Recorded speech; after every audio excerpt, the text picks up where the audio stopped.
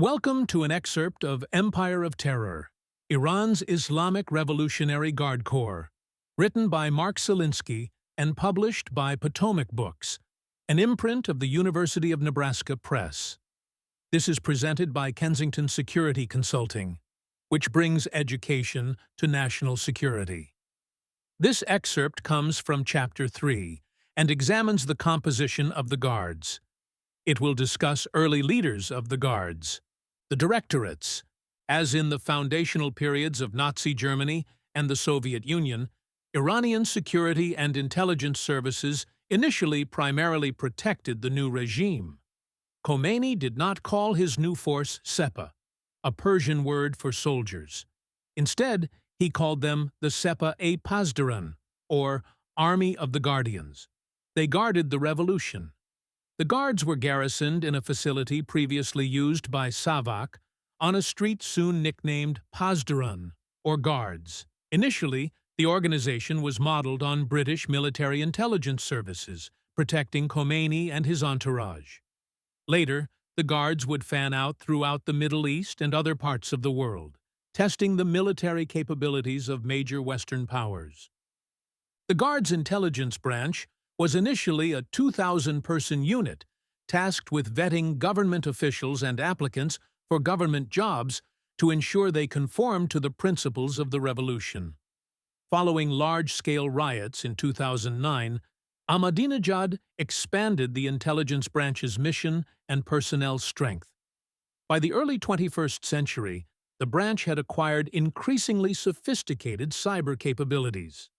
From the early 1980s, Iran's other main intelligence organ has been the MOIS. Some of the MOIS's functions are similar to those of the Guards, and some are different. Both the Guards and the MOIS collect, analyze, produce, and categorize threat information and produce internal and external intelligence. Both have counterintelligence capabilities. Both protect classified documents and train and assist other security organizations. Sometimes, in conjunction with the Guards, the MOS killed enemies abroad in the 1990s. Generally, the MOIS is charged with protecting intelligence, news, documents, records, facilities, and personnel of the ministry, and training and assisting organizations and institutions to protect their significant records, documents, and objects. The military services also have intelligence gathering and analytic capabilities. The Ministry of the Interior has intelligence personnel who partner with the Basij to prevent hooliganism and organized crime. The father of the Guards and its first leaders. The Iranian Guards, the Cheka of the Soviet Union, the precursor of the KGB, and the Schutzstaffel, or SS, of early Nazi Germany served as bodyguards for newly installed, still fragile regimes. All three services had great latitude to harass, arrest, beat, and kill suspected opponents. In Germany, Hitler's Night and Fog decree targeted political opponents for incarceration or summary execution. Opponents of the state would disappear at night and in fog, and sometimes would not be heard of again. Lenin began his war on intellectuals by ordering them shot indiscriminately. In June 1922, he signed a law giving the government the right to kill anyone deemed an enemy of the state. In Iran, political leaders, satirists, liberal activists, and former associates of the Shah's regime lived in a state of great anxiety, waiting for knocks at the door by security personnel. They still do. As in Germany and the Soviet Union, many Iranian activists keep suitcases packed should they suddenly be taken to prison. When Khomeini chartered the Guards, there was no existing corps of vetted veteran intelligence operatives within their orbit. Iranian leaders needed to innovate and experiment as they built the organization. From 1979 to 1981, 5 men commanded the Guards, or served as its leader. If one person were to be crowned Father of the Guards, he would likely be Mostafa Chamran. He had a short tenure, the spring, summer, and early fall of 1979. and many historians do not recognize him as being a nominal commander. However, he left his personal imprint on the Guards. Like the intelligence services of the Soviet Union and Nazi Germany, the Iranian Guards were built in the image of the leaders. The chiefs of all three services shared some common personal traits. They were driven by ideology and ambition. Intelligent and brutal, they took risks as young men. All service chiefs were more than empire-building bureaucrats. They were committed ideologues. Felix Dzerzhinsky, who created the Soviet Intelligence and Security Service, abandoned Catholicism to become a confirmed Marxist. As a revolutionary, he was incarcerated in the Peter and Paul Fortress in St. Petersburg, where he was beaten and tortured. Later, Lenin appointed him head of intelligence, and he flourished. The former prisoner became, in effect, the warden of the Lubyanka prison complex. By 1920, he would stroll the corridor of the prison and beat male or female inmates, and then kill them. Iron Felix was credited with being responsible for the deaths of over 500,000 of his countrymen. His successors would swell the death count by the millions. Heinrich Himmler joined the Nazi Party in 1923, and 6 years later, he was chief of the SS. By the mid-1930s, he was one of the most powerful men in Europe. Himmler molded the SS on his views of a racial hierarchy and used his organization to destroy Jewish societies. As with those of the Soviet and Nazi services, the first leaders of the Iranian Guards left their mark. Chamran spent much of his adult life promoting Shia revivalism and schemes to rid Iran of the Shah. His intelligence was evident early in the 1950s and 1960s, when he studied at American universities, earning a Ph.D. in electronics and plasma physics from the University of California, Berkeley. His real calling, however, was revolution, and he traveled globally to advance Islamic guerrilla movements. In Lebanon, he helped establish Amal, the precursor to Hezbollah. In 1974, Chamran trained hundreds of Iranians opposed to the Shah's regime and subsequently became a skilled military leader and tactician. Despite repeated efforts, Savak could not eliminate him, and he would eventually play a central role in Iran's revolutionary government.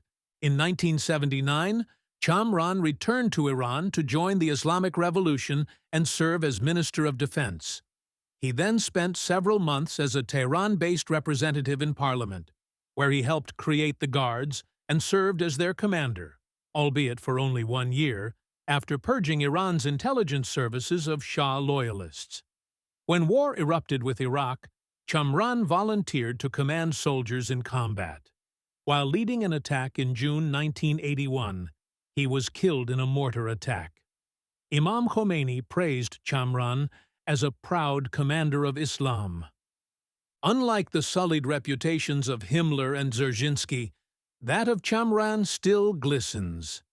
Himmler was disparaged as a mass murderer after the war, and Dzerzhinsky's statue near the Kremlin was yanked and carted to an obscure field on the outskirts of Moscow after the collapse of the Soviet Union. However, Mostafa Chamran was lionized and posthumously honored. A biographical film about him, titled Che, was one of Chamran's many nicknames. Books celebrating his laurel-laden life fill the shelves of bookstores and libraries. In Beirut, a street is named after him. After Chamran was killed, Mohsen Rezai, sometimes spelled Rizai, took formal command of the Guards in September 1981, at the age of 27. Khomeini made the Guards an independent agency at the time, and Rezai helped smooth the transition of national leadership from Khomeini to Khamenei's rule. He commanded the Guards for 16 years and founded the Guards-run Imam Hussein University, IHU, in 1986. Rezai was implicated by Interpol in the 1994 bombing of a Jewish community center in Argentina. Ayatollah Khomeini prohibited the Guards' commanders from engaging in politics outside the Guards. For this reason, Rezai resigned his leadership position in the Guards upon entering politics and remains a vocal supporter of the revolution. As of early 2020, Rezai was head of the Expediency Council. Yahya Rahim Safavi was the Guards' third commander. He became a special military advisor to Khamenei and, in 1997, commander. Safavi's tenure as commander benefited from President Ahmadinejad's enthusiasm for the IRGC. Safavi and Ahmadinejad shared national priorities, piety, and a pathological hatred of Israel. The fourth commander was Muhammad Ali Aziz Jafari, and the fifth is Hossein Salami. On September 1, 2007, Iran's supreme leader Khamenei appointed Jafari as the top commander of the Guards. Jafari was born in 1957 in Yazd and was studying architecture when riots broke out in Tehran in the late 1970s. He was arrested by the Shah's forces for participating in the protests and spent a brief period in jail. After his release, he took part in the 1979 student takeover of the U.S. Embassy. During the war with Iraq, Jafari served on the front lines with the Guards and steadily rose in rank. He was wounded several times and gained extensive military experience, eventually becoming one of its most prominent commanders. He commanded the prestigious Ashura Battalion and returned to the university to earn his degree in architecture. Salami takes command. Salami was born in Golpayegan, Isfahan Province, Iran, in 1960. In 1978, he began studying in the Mechanical Engineering Department at Iran University of Science and Technology, but left to fight on the front lines against Iraq. Distinguishing himself in combat, he resumed his academic studies after the war and graduated with a master's degree in defense management. Salami is comfortable in academia and has intermittently served on the faculty of Iran's National Defense University. After the war with Iraq, he served with distinction in the Guards as commander of the Guards University of Command and Staff, operations deputy of the IRGC Joint Staff, and commander of the Guards Air Force. Salami is credited with developing Iran's robust and advanced missile capabilities, boasting that this inventory could annihilate Israel.